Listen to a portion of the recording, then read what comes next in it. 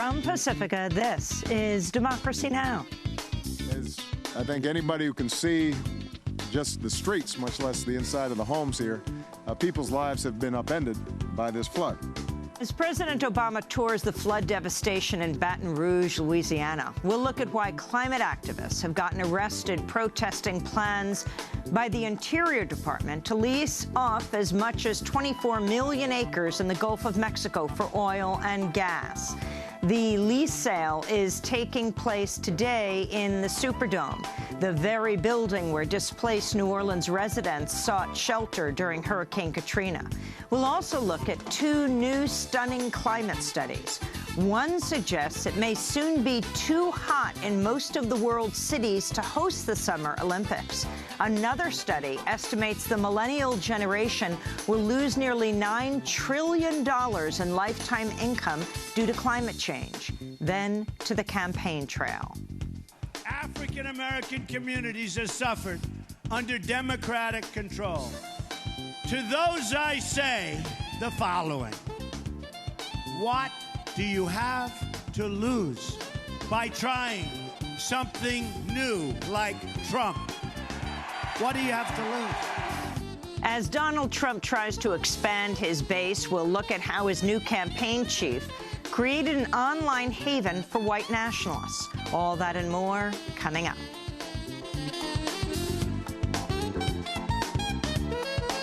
To Democracy Now!, democracynow.org, The War and Peace Report. I'm Amy Goodman. On Tuesday, President Obama visited Louisiana for the first time since last week's devastating floods that killed 13 people and damaged 60,000 homes. The Red Cross has called it the worst natural disaster in the United States since Hurricane Sandy.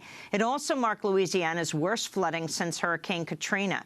Some neighborhoods still have up to 2 feet of standing water. President Obama spoke in Baton Rouge. I just had a chance to see some of the damage from the historic floods here in Louisiana. I come here first and foremost to say that the prayers of the entire nation are with everybody who lost loved ones. As I think anybody who can see just the streets, much less the inside of the homes here, people's lives have been upended by this flood. While many climate scientists have tied the historic floods in Louisiana to climate change, President Obama made no link during his remarks. While Obama was in Baton Rouge, he also met with the family of Alton Sterling, who was killed by police on July 5th, and with the families of 3 police officers who were killed by a former U.S. Marine in a mass shooting in Baton Rouge on July 17th. But while President Obama was speaking in Baton Rouge, 4 environmental activists were arrested in New Orleans Tuesday while occupying the headquarters of the Interior Department's Bureau of Ocean Energy Management in New Orleans. They were protesting the Interior Department's decision to go ahead with a lease sale of up to 24 million acres in the Gulf of Mexico for oil and gas exploration and development. The sales being held in the Superdome, the very building where thousands of displaced residents of New Orleans sought refuge during Hurricane Katrina 11 years ago. We'll have more on the protests with Antonia Juhas after headlines. In breaking news from Italy, a 6.2 magnitude earthquake has killed at least 38 people, with the death toll expected to rise. The quake struck the central Italian town of Norcia, which is about 2.5 hours northeast of Rome. It caused homes and buildings to collapse as people were sleeping. Rescue crews are currently pulling people out of the rubble. This comes as deadly extreme weather continues around the world. In India, at least 300 people have died in widespread flooding across eastern and central states. The flooding caused by heavy rains has closed schools, destroyed roads, and submerged hundreds of towns and villages. Meanwhile, in Philadelphia, Pennsylvania, at least 4 people died during last week's heat wave, which broke 4 separate temperature records. And in Washington state, Governor Jay Inslee has declared a state of emergency in nearly 24 counties amidst raging wildfires, which he blamed on climate change, saying, quote, "Our forests and wildlands are under attack from climate change," unquote. Wildfires are also raging across parts of California. We'll have more on climate change later in the broadcast with climate scientist Kirk Smith. In news from the campaign trail, a new Associated Press investigation has revealed that while Hillary Clinton served as Secretary of State, more than half of the private citizens she met had donated to the Clinton Foundation.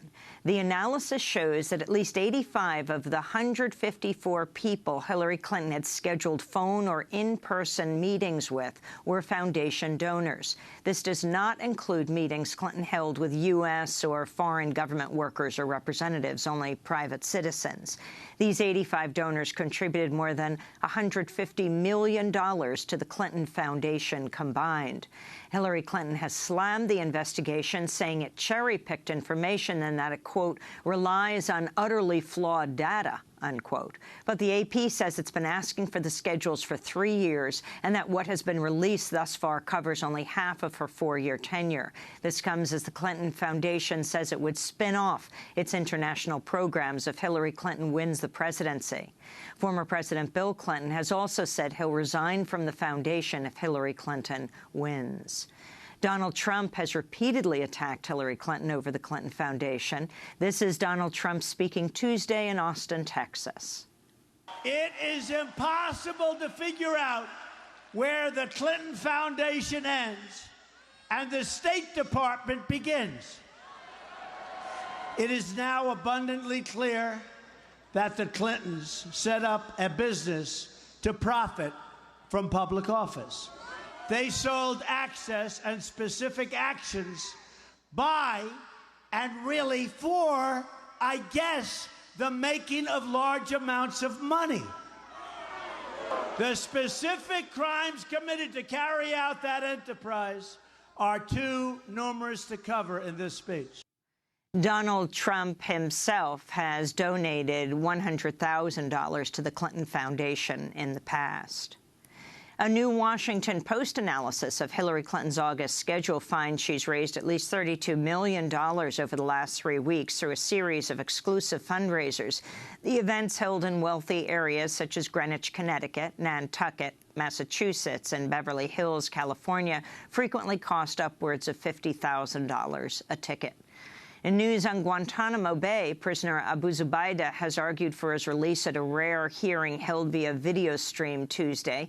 He's been held for 14 years without trial, during which time he was waterboarded more than 80 times. When he was captured in 2002, the CIA insisted he was a top al-Qaeda operative. The U.S. government has since admitted he was never an al-Qaeda leader, yet his imprisonment has continued. During Tuesday's hearing, Zubaydah declared in a prepared statement read by a U.S. soldier that he, quote, has no desire or intent to harm the United States or any other country, unquote. Graduate students won a significant labor victory Tuesday when the National Labor Relations Board ruled graduate student teachers and research assistants at private universities have the right to unionize. The 3-to-1 ruling stemmed from a case brought by Columbia graduate students. It overturns a 2004 ruling that denied collective bargaining rights to some graduate student teachers. American Federation of Teachers President Randy Weingarten said, quote, the truth is graduate workers are the glue that holds higher education institutions together. Without their labor, classes wouldn't get taught, exams wouldn't get graded, and office hours wouldn't be held, she said. In news from Afghanistan, a U.S. soldier has been killed in a bomb explosion outside Lashkar-Gah, the capital of Helmand province. This comes only days after more than 100 U.S. soldiers were sent to Lashkar-Gah to fight the Taliban in what is believed to be the first deployment of U.S. troops to the city since 2014. The name of the U.S. soldier who died has not yet been released. Turkey's begun a ground offensive into Syria, marking a major escalation of its role in the ongoing conflict. The U.S. military is backing Turkey's incursion, which began about 4 a.m. this morning with an aerial bombing campaign. Turkey says the offensive is against ISIS-held areas along the border, but Turkey says it's also concerned about Syrian Kurdish militias at the border. These militias are backed by the United States. In Kashmir, another protester has died after reportedly being hit in the chest by a tear gas shell fired by police during a protest Sunday. 18-year-old Irfan Ahmad is at least the 69th person to be killed amidst the ongoing protests, which began more than a month ago after Indian security forces killed a Kashmiri independence leader. Indian soldiers and paramilitary forces have cracked down on the protests against Indian rule, opening fire during demonstrations and imposing a strict curfew. Among those who've been killed is a 30-year-old professor who was beaten to death in Indian Army custody. Many others have reported being beaten by troops in their own homes. In Mexico, a journalist has survived an attempted assassination in the eastern state of Veracruz. Freelance journalist Lucia Lopez Castillo was about to enter her home Sunday night when she was approached by a masked man who attacked her, then shot her. Veracruz is one of the deadliest areas of Mexico for journalists. At least 16 journalists have been killed in Veracruz since 2010. Another 3 have disappeared. In Newark, New Jersey, a story surfaced about police traumatizing a 10-year-old child by chasing him through the streets with guns drawn. Fifth grader Legend Preston was standing outside his home on August 14th when police say they mistook him for a robbery suspect and began chasing him down an alley. Preston says he thought the police were running after him because he'd chased a ball into the street without looking. He says neighbors then surrounded him to protect him, yelling, "This is a child," unquote. This is 10-year-old Legend Preston. Some police started coming from this way with guns pointing right at me, and then I ran into the backyard. I ran because they thought that I rolled the ball in the street on purpose, and they were just holding the shotguns at me like this, trying to shoot me. In California, Judge Aaron Persky has recused himself from another sexual crimes case amidst the ongoing controversy over his lenient sentencing of former Stanford swimmer Brock Turner. In June, Persky gave Turner a 6-month jail sentence for sexually assaulting an unconscious woman behind a dumpster, saying he was concerned a longer prison sentence would have a severe impact on the Stanford University swimmer. Persky has also sparked controversy over his 2015 decision to give Robert Chain a 4-day prison sentence after he pled guilty to possessing child abuse images. Persky's now stepped down from Chain's case, which has a hearing on Thursday over whether Chain's charge will be reduced from a felony to a misdemeanor. More than 1 million people have signed a petition demanding Persky be removed from the bench. In Pennsylvania, immigrant mothers have suspended their hunger strike at the Berks County Residential Center, citing intimidation by ICE officials. The women launched the hunger strike on August 8th to protest Department of Homeland Security Secretary Jed Johnson's claims that the average time in family detention is only 20 days. By the end of this month, at least 3 families will have spent a full year in custody at the Berks jail. On Tuesday, the women suspended the strike, saying ICE officials threatened them, saying if their health weakens, their children could be taken away. On Monday, Democracy Now! Spoke with one of the hunger strikers inside Berks. The head of ICE for this center, Mr. Thomas Decker, came. He came only to threaten us, to tell us if we were a danger for this facility, for the other women who were not on strike, then he was going to be obligated to take action, such that they would send us to Texas. Simply that they would send us to an adult prison, and that if we continue this way, if we continued refusing to eat, then simply they would arrive a point at which we would debilitate, and then he was going to be obligated to call the government so they would take away our children. I think this is a threat quite direct and quite strong. I think that it's not fair because we are only asserting our rights. And in West Virginia, residents are celebrating the permanent shutdown of a coal mine near a state forest. The announcement by the West Virginia Department of Environmental Protection comes after a 2-year organizing effort by the Kanawha Forest Coalition, which sought to shut down the mine over issues of water contamination and other environmental impacts. This is Dale Royce of Lauderdale, West Virginia, whose house sits less than 2,000 feet from the mine. When I started this journey, I didn't understand the apathy, the you can't fight coal attitude. Now I do. It's not apathy. It's weariness. It's survivor mode. I'd love for this victory to be our victory, but that can only happen if people will hear this. We can fight for our personal rights. All right. We can fight for our families, our communities, against these big companies and a non-responsive government. And those are some of the headlines. This is Democracy Now!, democracynow.org, The War and Peace Report. I'm Amy Goodman. On Tuesday, President Obama visited Louisiana for the first time since the devastating floods that killed 13 people and damaged 60,000 homes. The Red Cross has called it the worst natural disaster in the United States since Hurricane Sandy. It also marked Louisiana's worst flooding since Hurricane Katrina. Some neighborhoods still have up to 2 feet of standing water left. President Obama spoke in Baton Rouge. I just had a chance to see some of the damage from the historic floods here in Louisiana. I come here first and foremost to say that the prayers of the entire nation are with everybody who lost loved ones. We are heartbroken by the loss of life. There are also people who are still desperately trying to track down friends and family. We're going to keep on helping them every way that we can. As I think anybody who can see just the streets, much less the inside of the homes here, people's lives have been upended by this flood. While many climate scientists have tied the historic floods in Louisiana to climate change, President Obama made no link during his remarks. But while Obama was speaking in Baton Rouge, 4 environmental activists were arrested in New Orleans while occupying the headquarters of the Interior Department's Bureau of Ocean Energy Management headquarters. They were protesting the Interior Department's decision to go ahead with a lease sale of up to 24 million acres in the Gulf of Mexico for oil and gas exploration and development.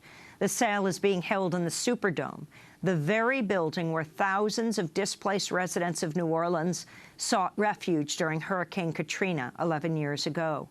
One of the 4 arrested Tuesday was John Clark, a professor at Loyola University. You know, in a sense, I'm doing this for my ancestors, my children, my grandchildren, and that in my lifetime I've watched an area of the coastline the size of the state of Delaware disappear, and that it's very painful to me to think about the fact that my grandchildren and their children will not even be able to live here in the future because we're going to lose Southeast Louisiana. To talk more about the flooding of Baton Rouge and today's oil and gas lease sale at the Superdome, we're joined by Antonia Yuhas, an oil and energy analyst, author of Black Tide, The Devastating Impact of the Gulf Oil Spill.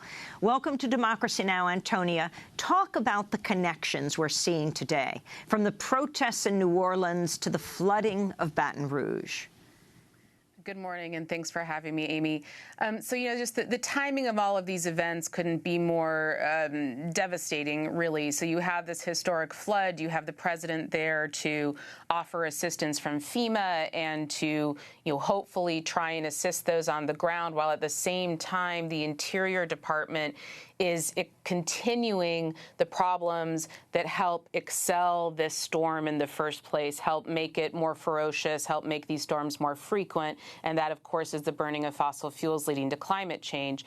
President Obama has been very outspoken and in some cases aggressive in the needs to tackle climate change, at the same time as expanding offshore oil drilling, expanding the production of oil and gas to new record heights across the United States, but in particular right now, most relevant to look at the expansion in the Gulf of Mexico. So the sale taking place in about 2 hours at the Superdome for 24 million new acres in the Gulf of Mexico.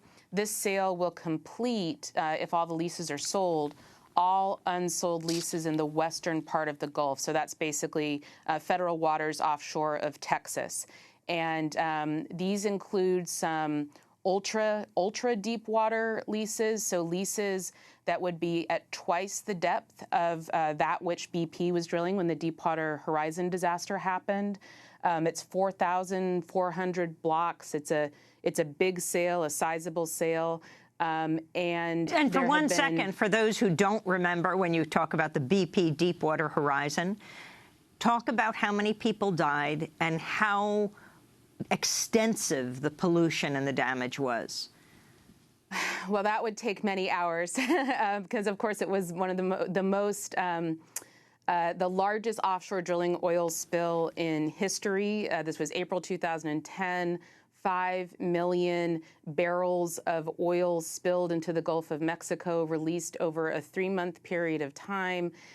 Extensive damage, which I've witnessed firsthand from in a submarine at the bottom of the Gulf of Mexico, to the shores, to the air, to the animals, to the people, and the devastation continues. One of the outcomes of this oil spill was obviously a tremendous amount of oil within the Gulf, and it's estimated that 30 million gallons of oil remain in the Gulf ecosystem to this day of oil spilled from the BP disaster, April 2010. But that oil has caused all kinds of problems. One of the problems that it contributed to was the destruction of marsh and the further erosion of the Gulf shore. Now, that destruction of the marshland is a continuation of harm caused by the oil and gas industry over decades that has contributed to coastal erosion, the elimination of marshes, the elimination of wetlands in Louisiana, which makes storms much more ferocious because those wetlands, those marshes, should be there to suck in the water as natural sponges, if you will, when water floods onto land. Without that marsh that was eaten away by oil, without that coastline that was eaten away by salt that was allowed to incur on the coastline because of canals built for pipelines and other oil and gas infrastructure, the coast isn't there and the floods just come in and decimate communities, which we're seeing more and more of. In addition, there is, of course, the ongoing economic harm that's suffered by fisher folk and people who, oil workers, people who live off of the Gulf of Mexico that were harmed by this oil spill. And that, of course, makes dealing with catastrophes even more difficult because they don't have the economic backpinnings to deal with this type of catastrophe. And a lot of people, frankly, whose lives were upended because they've spent the last 6 years now organizing to try and stop offshore oil drilling in the Gulf of Mexico. And their lives are focused on doing that, and then they're hit by these storms. And then now that makes it even more difficult to do, that type of organizing. So the chain events sort of roll on. And one of the biggest problems is that we haven't, while the lessons have been learned from the BP Deepwater Horizon disaster, meaning numerous studies, incredible analysis, the policies that should be the expected outcome of those lessons have not been implemented. So the Chemical Safety Board, the most important independent investigative body looking at disasters like these, in its most comprehensive analysis of the disaster said, basically, the chance of another Deepwater Horizon-like disaster is still very likely, and the lessons have not been learned. And a regulatory environment that invites companies to essentially say they can do the right thing but not have to prove that they can do it still perpetuates offshore oil drilling in the United States. In March, hundreds of protesters disrupted another government auction of oil and gas drilling rights in the Gulf of Mexico. The government was attempting to auction off 43 million acres of offshore drilling rights at an event also held at the Superdome, like today's in New Orleans. Sherry Foytlin of Idle No More Gulf Coast spoke out during the protest. I stand here with 200 brave souls that are saying no to the fossil fuel industry, and yes to a just transition for all of our people. Woo! We marched up here, maybe 500, maybe 1,000 people, I don't know, but it's the most amazing thing to see all these people stand together with self-determination and say, it's time for a new day in the Gulf of Mexico. It's over. The fossil fuel industry, you're on your way out. Make yourself a bed. You're done. It's over. Bye-bye. So there you have Sherry Foytlin of Idle No More Gulf Coast saying it's over. But is it over, Antonia? And what's the difference between that public auction and what's happening today? Yeah, so I was there. That was quite a historic event. Really public organizing against offshore oil drilling is something that is fairly brand new in this size and scale in the Gulf of Mexico. And it's really been a process over decades. of Gulf Coast communities experiencing the harms of the industries, the up and downs of the markets for oil workers as well, and then, of course, the impacts of the Deepwater Horizon disaster have led to this evolution of increased opposition to drilling among Gulf Coast communities. And that protest in the Gulf at the Superdome in March against the previous lease sale was really historic and nearly shut down the sale. So in response, the Bureau of Ocean Energy Management, which is part of the Interior Department, for this sale taking place this morning, for the first time, closed the sale to the public. So the Superdome, which is this, enormous facility, is going to have a room with, 50 oil company representatives and 10 oil companies and maybe 20 journalists sitting in a room, and it will be closed to public participation because they don't want to see this type of public opposition to the lease sale that they saw in March. It will be viewable online, so people can watch it online if they want, but that means all you can do is watch what unfolds, not try to participate in the process. And the protest that you mentioned at the opening at the Bureau of Ocean Energy Management's office in New Orleans, the 15 or so Gulf residents and others who showed up to deliver 180,000 signatures on a petition calling for this lease sale today to be canceled. As you said, 4 of them were arrested because they said they wouldn't leave until the lease sale was canceled. They were hoping that the Obama administration would start doing in the Gulf Coast what it has done in the Atlantic, which in its new proposal for the next 5 years, it's finalizing a new proposal for offshore oil drilling. New drilling in the Atlantic was taken off the table in that proposal, but offshore drilling in the Gulf of Mexico was expanded. And what the Gulf residents are saying is we no longer want to be the sacrifice zone for the United States. If it's good enough for the Atlantic, it's good enough for us. And they were hoping that this lease sale would be canceled, and if not canceled, I would imagine hoping to have the opportunity to be there and be present and show their opposition, and that is not going to be able to be the case. Antonia Juhas, we want to thank you for being with us, oil and energy analyst, author of Black Tide, The Devastating Impact of the Gulf Oil Spill. This is Democracy Now! When we come back, we look at 2 stunning new reports on climate change. One about, well, will the Olympic Summer Games be able to be held in the coming decades because it's simply too hot? And another about the cost to the millennial generation, nearing $9 trillion, the cost of climate change. Stay with us. Feel of the water as you're breathing it in. Your food for the fish so you will live again. It's the weight in your lungs when you were getting high. You'd spit it out, but you'd really like to see the other side. It's the taste of her sweat when she was pulling you in, like the mouth full of ocean that you're drowning in your bones, your brains, and your skin. Not as much yours as you thought they were.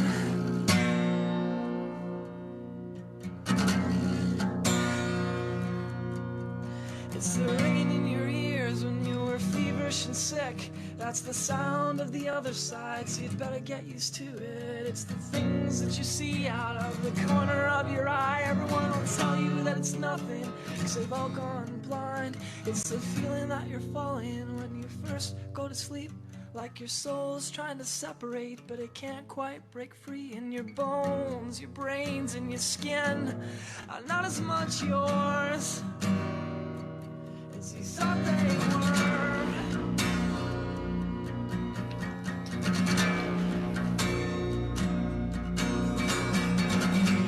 Who Killed Puck by the Cloud Cult. Here on Democracy Now!, democracynow.org, The War and Peace Report. I'm Amy Goodman.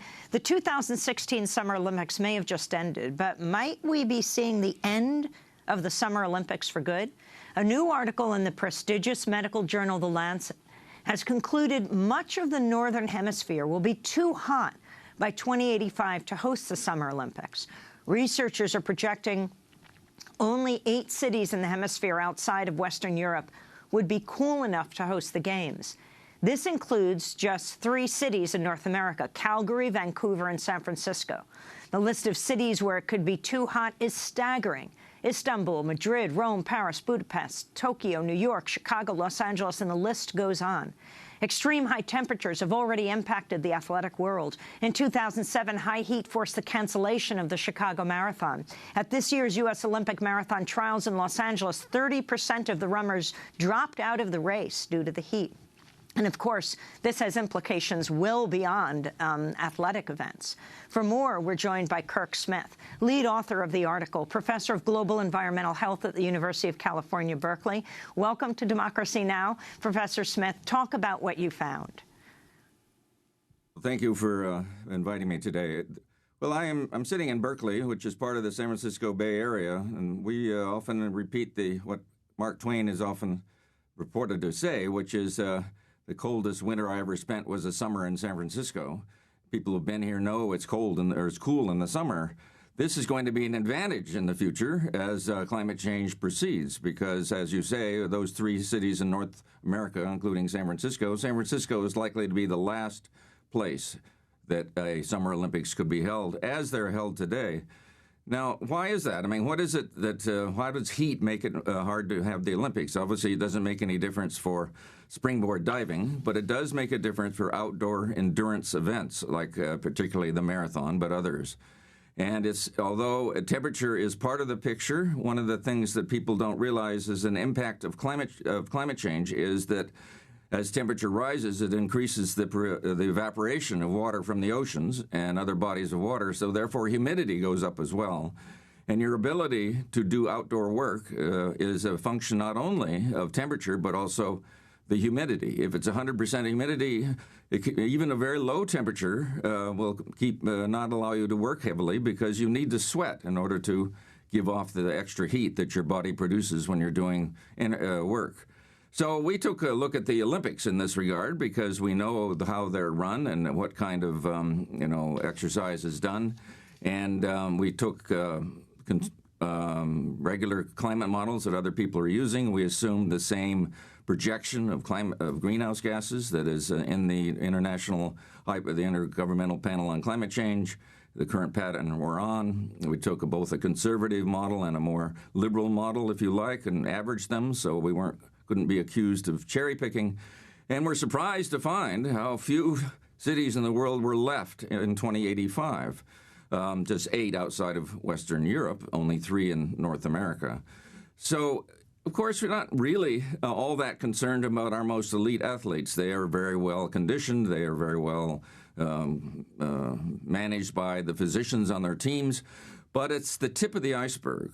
The last line in our paper is, if we have to worry about our most elite athletes, what about the rest of us? Because it is the rest of us that are most at risk from these rising heat and humidity. And some, in fact, think it may be one of the largest impact of climate change in the next 50 or 60 years will be the change in the ability to do what we've always doing for 2 million years, is work and heavy exertion outdoors.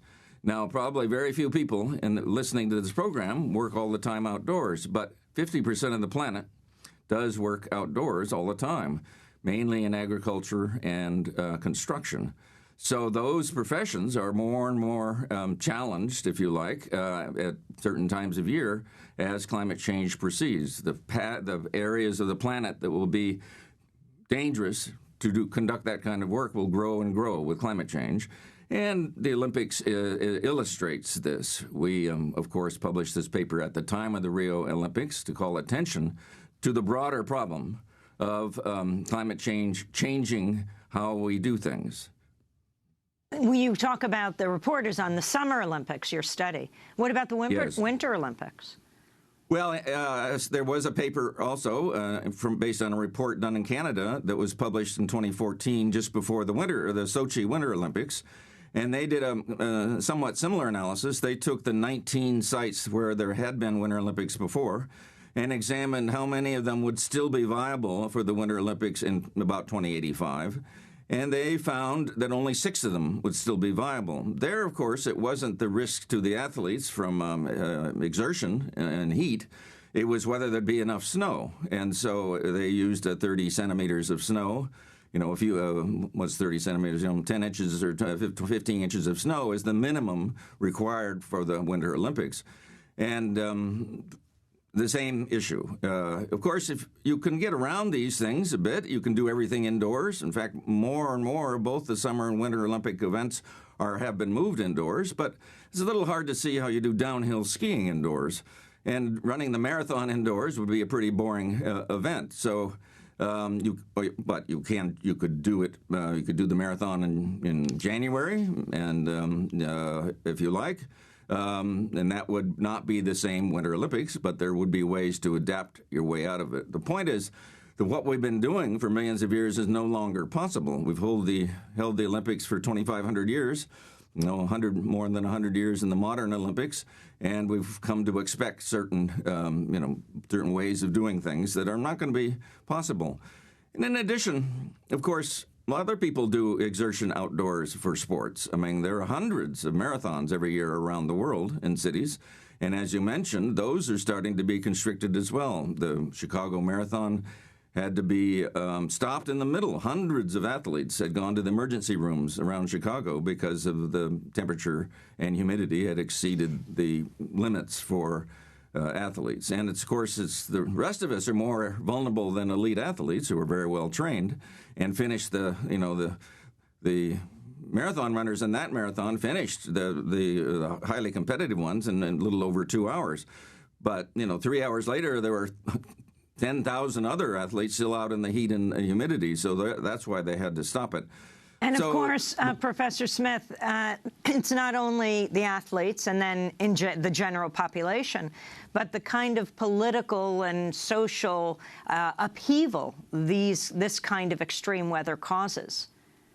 Well, yes. I mean, I think that we think the biggest impact will be, as I say, among the poor. I mean, climate change, I've said before, is the most, the most regressive tax in human history, in the sense that, in general, the rich benefit from the use of fossil fuels and the economy that's run by them, and the poor get the biggest impacts in terms of, I'm a health scientist, so in terms of health, it's the poor that's going to suffer most from climate change.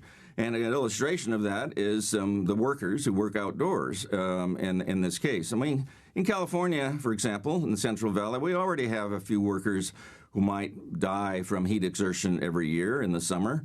But that will increase unless something is done. Now, what can be done? You can change work practices, allow people to sit in the shade between 10 and 2 and drink lemonade. But bosses aren't known for that kind of, laxity. And so what happens is there gets to be a very difficult trade-off between expectations on productivity, how much you're supposed to produce, and health. That's a difficult trade-off. It's a pernicious trade-off. We want more labor to be more productive, of course, but we also want labor to be protected. And it gets more and more difficult. Drawing from another sports example, thousands of workers are toiling in extreme heat in Qatar, building the stadiums for the 2022 World Cup Soccer Championships. The International Trade Union Confederation estimates more than 7,000 workers will die before a ball is kicked in the World Cup in 2022. Yeah, well, that's a great example because some people will respond to this, well, 2085 is a long way off. By then, we can all be living in air-conditioned malls. We don't care about the heat outside. We don't work outside. But, of course, somebody has to build those malls or those stadiums.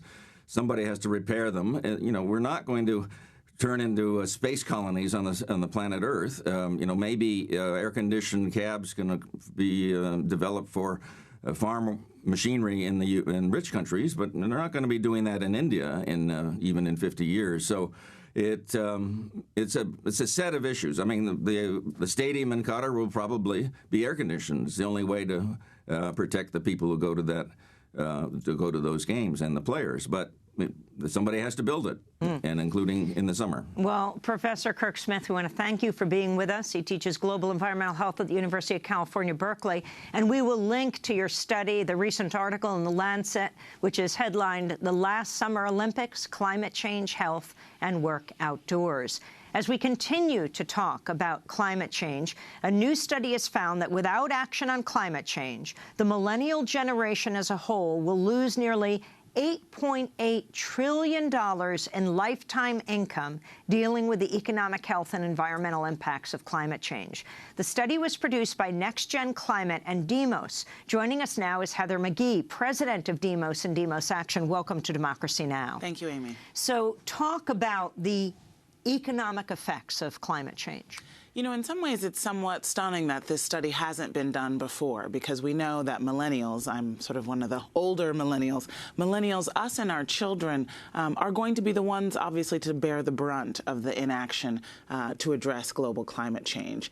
We also know that millennials are the first generation likely to be worse off economically than our parents. And so at Demos and Next Gen, we wanted to combine these two issues of the political decisions that have created economic inequality, that have really used the millennial generation as guinea pigs since the Reagan era, of cutting back on public investments, of shredding the labor contract, and also combine the story of inequality with the story of climate change, not only in the environmental impacts, but in the economic impacts. And so we use the methodology from a Stanford and Berkeley study, which used 166 different countries, historical data over the past 50 years, and found the overall GDP impacts of rising temperatures. And for the first time, we looked at that at the household level and said, for just the generation of, a college student that graduated last year, over her lifetime, she would lose $127,000 in lost income. And because we know that lost income isn't just lost ability to spend today, it's lost ability to save for tomorrow, we also wanted to look at the wealth impacts, and that was nearly $200,000 in lost wealth. And explain how that happens concretely. Yeah, it happens because this Stanford and Berkeley study showed that rising temperatures, much like the Lancet study, Stanford and Berkeley researchers showed that rising temperatures create lost productivity. And there are actually, hundreds of different ways that this happens. And this was one of the first studies to actually just look at it from an aggregate level, just say that whether it's in production, whether it's in agriculture, construction, the loss because of extreme temperatures and weather events, all in all, over 166 countries, we can take a step back and say that when temperatures rise over a certain point, GDP falls. And we know that when GDP falls, wages fall, jobs fall. And of course, that has been the threat economically to millennials that we haven't ever calculated at a household level, although we've known it at a gut level, that there would be a price to pay for inaction today. It's very interesting because the Republican Party, though there are individual Republican politicians in Congress who do believe that climate change is an issue overall, are saying it is not an issue. Certainly Donald Trump says it is a hoax. In fact, I want to go to Donald Trump talking about the issue of climate change earlier this year. President Obama said the biggest threat to our country is global warming. That's called, give me a break, okay? The biggest threat to our country is nuclear, and we cannot let Iran get a nuclear weapon. So he has called climate change a hoax, saying, among other things, it's a Chinese conspiracy. But this issue, you're really talking about building up a debt, and debt certainly is a concern to Republicans. Right. This is a climate debt. That's right.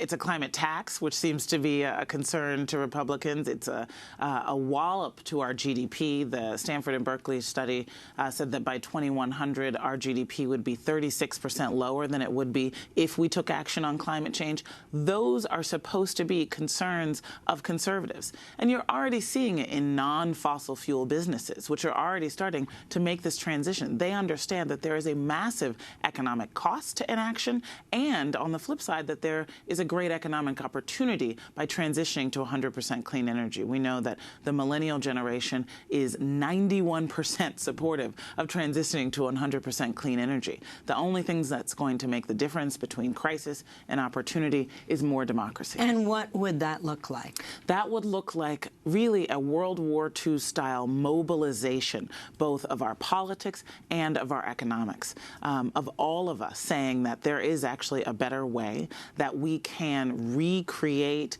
our economy and put those communities that have been last in line in a fossil fuel economy first in line in a new clean energy economy. How?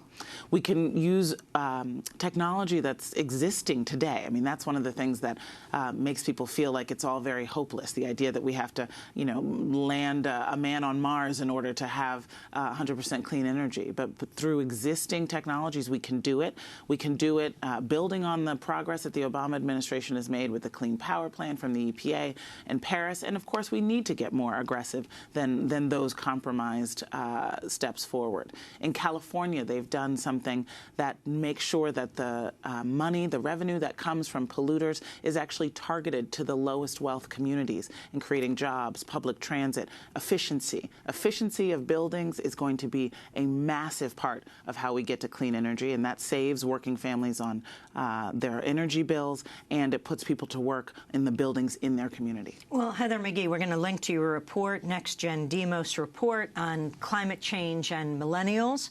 But I'd like to ask you to stay with us as we transition to the alt-right. What does that mean? We're talking to Heather McGhee, the president of Demos and Demos Action. We'll be back in a minute. There's got to be some reason for all this misery. A secret evil corporation somewhere overseas. They're pulling strings, arranging things. It's a conspiracy. Oh, what about the ones who shape the course of history? What if we petition for one grand apology? I'll write to my prime minister. You write your president. Everybody's wondering how the world could get this way. If God is good and how it could be filled with so much pain. It's not the age-old mystery we've made it out to be. Yeah, there's a problem with the world.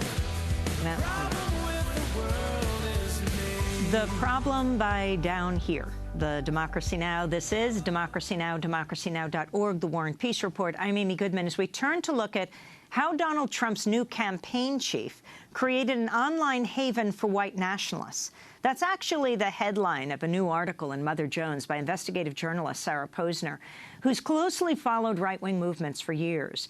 The piece looks at Trump's new campaign chief, Stephen Bannon, who until last week headed the right-wing website Breitbart Media. In her piece, Sarah Posner writes, quote, "By bringing on Stephen Bannon, Trump was signaling a wholehearted embrace of the alt-right, a once motley assemblage of anti-immigrant, anti-Muslim, ethno-nationalistic provocateurs who have coalesced behind Trump and curried the GOP nominee's favor on social media," unquote.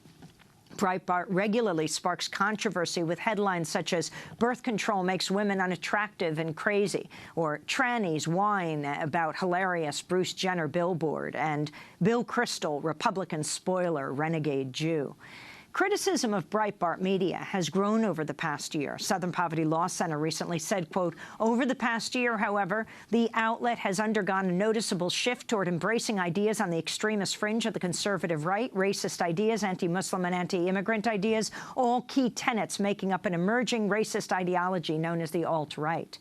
Even former Breitbart employees have spoken out. The site's former editor-in-chief, Ben Shapiro, recently wrote, quote, "Breitbart's become the alt-right go-to website, with Milo Yiannopoulos pushing white ethno-nationalism as a legitimate response to political correctness, and the comment section turning into a cesspool for white supremacist meme makers." Well, to talk more about Breitbart, Stephen Bannon, and the Trump campaign, we're joined by Sarah Posner, and still with us is Heather McGhee of Demos. Sarah, welcome to Democracy Now! Why don't you start off and talk about what you found? Well, I was covering alt-right activities at the Republican National Convention in Cleveland last month.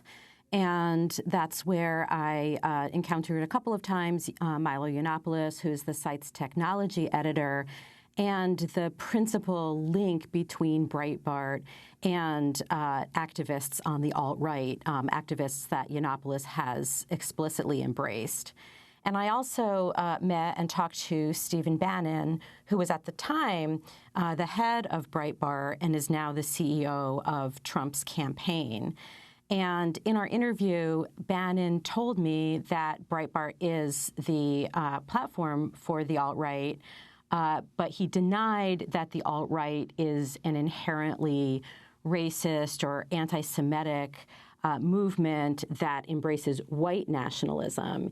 He said that Breitbart is a nationalistic site. He denied that it's a white nationalistic site. And he said that while there are elements of anti-Semitism or some people who might be racist in the alt-right, as a whole, the movement is not a racist or anti-Semitic movement.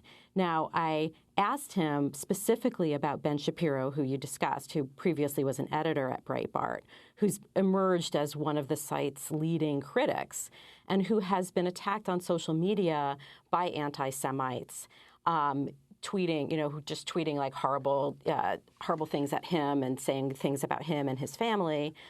And I asked Bannon about that hate that's been directed at his former employee, and he dismissed it, calling Shapiro a whiner. And explain more the term alt-right. Well, as much as Bannon wanted to claim Breitbart as the platform for the alt-right existed before Bannon took over Breitbart when Andrew Breitbart, the site's founder, died suddenly in 2012. The alt-right has been around before that. The alt-right term was coined by Richard Spencer, who is a white nationalist writer and activist who positions the alt-right as a dissident movement that's dissatisfied with conservatism, which they portray, a term that you'll often see people on the alt-right using for a conservative, for a movement conservative, is cuck-servative. It's a disparaging term combining the word cuckold and the word conservative.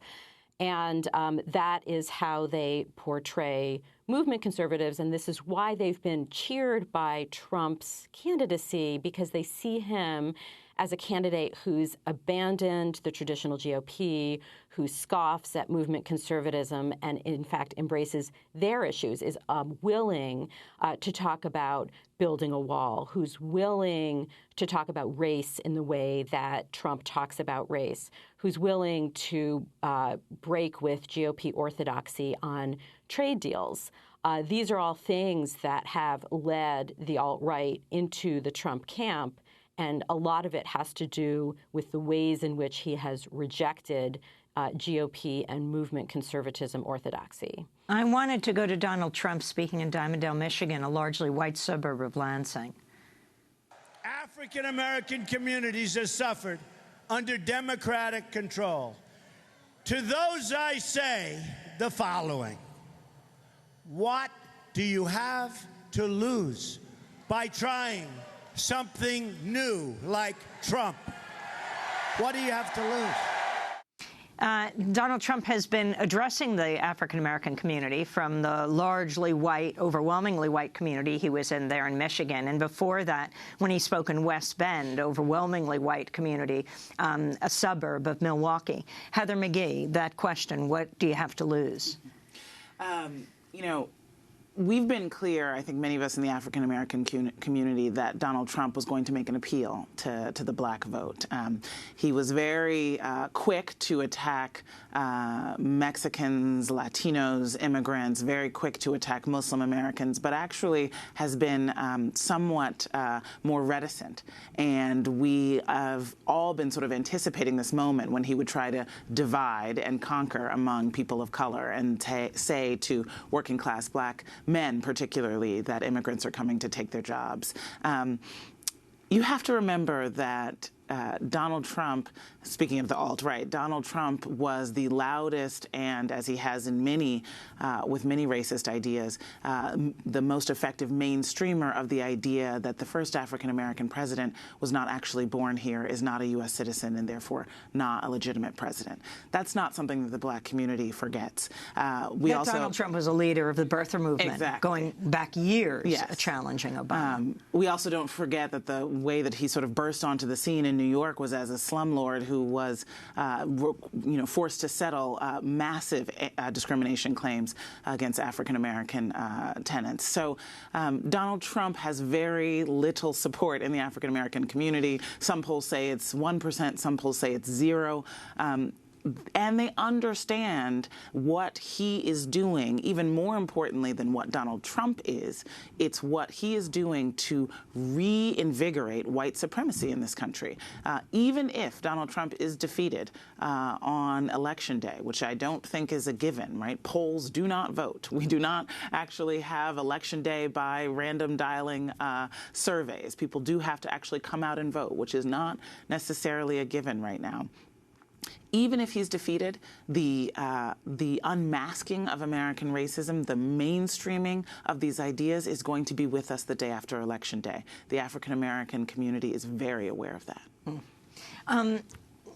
Even Indiana governor, the vice presidential running mate of Donald Trump, is aware of this. He was being questioned on Fox by the Fox News host Ainsley Earhart about Donald Trump's claim that he could get to something like 95% of the African-American vote by 2020. Donald Trump is telling the African-American community, I am the guy for you, and he says by 2020 he's going to have 95% of the African-American support. Why are you laughing? Well, that's Donald Trump. So there is Governor Pence just laughing. So talk more, Sarah Posner, expanding on what Heather McGhee has said, about what Donald Trump is doing with this alt-right. Well, I think on the one hand, he's embraced the alt-right, either explicitly by hiring Bannon, obviously, but also implicitly. There's a lot of wink-wink at the alt-right, particularly in the way that Trump uses his Twitter account and some of his surrogates use their Twitter account. But I think at the same time, he's trying, and I think that this is completely going to be completely transparent to the African-American community and to African-American voters. He's trying to pretend that he's got a strategy for reaching out to black voters and that he has a prayer of reaching out to black voters. Let me interrupt and ask you something. Some are saying that this whole presidential election that he is involved with is actually a strategy for developing Trump TV, that he is consolidating a media leadership here with Bannon, with Roger Ailes, who is now forced out because of sexual harassment allegations by more than 20 women from Fox, and now reportedly advising Donald Trump. How significant is this possibility? Well, I'll just caveat my answer by saying I haven't done any independent reporting on the prospects of this media outlet. But if this is something that Trump does, in fact, have in mind, the fact that he's asking Roger Ailes for advice and was asking Roger Ailes, he was in regular contact with Roger Ailes even before Ailes was forced out of Fox over the sexual harassment lawsuit. And the fact that he's hired Bannon, and combine that with how throughout his campaign, Trump has been so disparaging of the mainstream media, the way he calls out individual reporters at his campaign events, calls on his rally attenders to turn around and scoff at and disparage the media that's covering the rally from a press pen. All of this points to, and also that how he talks about the unfairness of the way the media covers him, and almost setting the stage for blaming the media if he loses. So if you put all of this together, regardless of what Trump actually does organizationally in terms of creating a media outlet if he were to lose the presidency after the campaign, it seems pretty evident there's a lot of sowing of discontent about the mainstream media and a bolstering of these alternative media sites that have been supportive of Trump and supportive of the alt-right. We're going to have to leave it there. Sarah Posner, most recent piece we'll link to, how Donald Trump's new campaign chief created an online haven for white nationalists, and Heather McGhee, president of Demos. Thanks so much. I'm Amy Goodman. Thanks for joining us.